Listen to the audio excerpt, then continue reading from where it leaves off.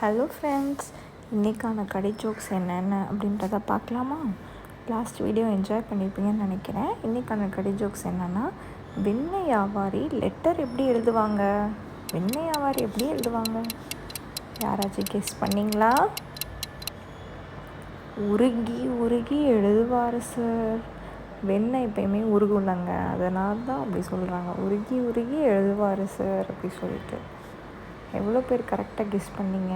Next நெஞ்சை தொடும் ஒரு வார்த்தை சொல்லுங்கள் பார்க்கலாம். இது ரொம்ப ஈஸி தான், கொஞ்சம் ஃபன்னியாக இருக்கும். ஸோ எவ்வளோ பேர் கரெக்டாக சொல்கிறீங்க அப்படின்றத பார்க்கலாம். கமெண்ட் பாக்ஸில் கமெண்ட் பண்ணுங்கள்.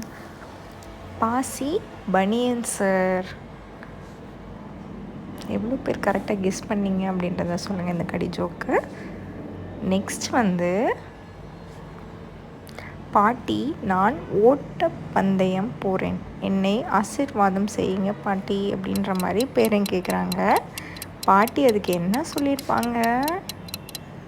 நல்லா மெதுவாக பார்த்து நிதானமாக ஓடிட்டு வாராசா அப்படி சொல்லியிருக்காங்க பாட்டி. எவ்வளோ பேர் இந்த கடி ஜோக்கை கரெக்டாக கெஸ் பண்ணிங்க அப்படின்றத கமெண்ட் பாக்ஸில் கமெண்ட் பண்ணுங்கள். டேய், பனியில் நிற்காதடா, சளி பிடிக்கும் அப்படின்னு உங்கள் ஃப்ரெண்டு சொல்கிறாங்க ஒரு ஃப்ரெண்டுகிட்ட. என்னவா இருக்கும்? நான் பனியில் நிற்கலடா, காலில் தான் நிற்கிறேன்டா. அட, இப்படிலாமா யோசிப்பாங்க அப்படின்ற மாதிரி இருக்குது இந்த கடி ஜோக்கு. ஸோ எவ்வளோ பேர் திங்க் பண்ணி கரெக்டாக கெஸ் பண்ணிங்க அப்படின்றத கமெண்ட் பாக்ஸில் கமெண்ட் பண்ணுங்கள். நெக்ஸ்ட் கணக்கு புத்தகம் ஏன் ரொம்ப சோகமாக இருக்குன்னு தெரியுமா? தெரியலையே சார். யாருக்காச்சும் தெரியுமா? ரொம்ப ஈஸி. ஏன்னா நிறைய ப்ராப்ளம் இருக்குல்ல, அதனால தான் அது சோகமாக இருக்குது.